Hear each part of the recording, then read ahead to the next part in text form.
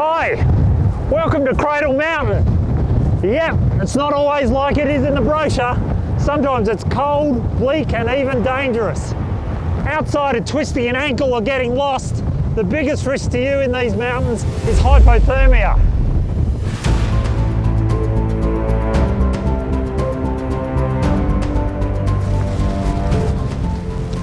G'day, my name's Paul and I work for Ambulance Tasmania. I'm the guy who has to make the decision whether or not police search and rescue teams keep looking for you when you get lost.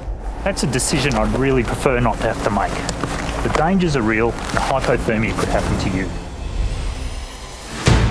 Hypothermia has killed people in these very mountains both in summer and winter. What is hypothermia? It's when your body loses heat more quickly than it can produce heat. This results in a dangerously low body temperature. This usually happens when you go out in extreme weather without the right equipment to keep you safe.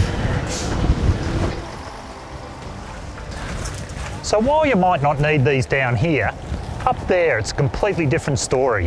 A $10 poncho simply won't be good enough to keep you safe up in the hills. But hypothermia doesn't simply mean you feel really cold, it means your body's shutting down.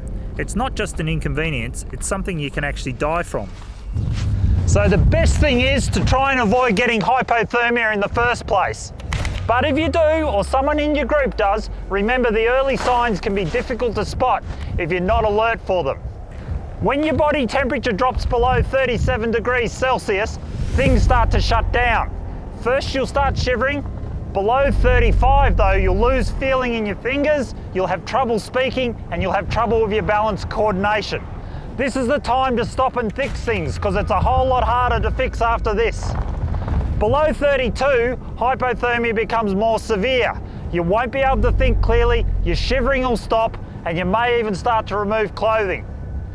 Below 28, you're in serious trouble. You'll collapse, your breathing will be shallow, your pulse weak, your muscles rigid, your skin pale, and you'll lapse in and out of consciousness.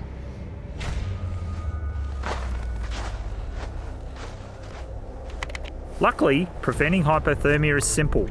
Take short breaks, snack often, and stay hydrated. Take lots of layers of polypropylene or wool clothing, and if you feel cold, add a layer. Check the weather forecast before you go, and if you're not sure, ask park staff for more information. Study the map and take note of where the emergency shelters are. Avoid walking alone, so if anything does happen, support is always close by. Recognise the umbles. Stumbles, mumbles and grumbles can all be early signs of hypothermia. If you notice any of these things happening, stop, put on some warm clothing and consider whether you need to push on. In Tassie, snowstorms and extreme weather can occur at any time of year, even in summer. This is a 3-day period on top of the Cradle Plateau. Sunny and warm one day, 2 days later, waist-deep snow and well below freezing.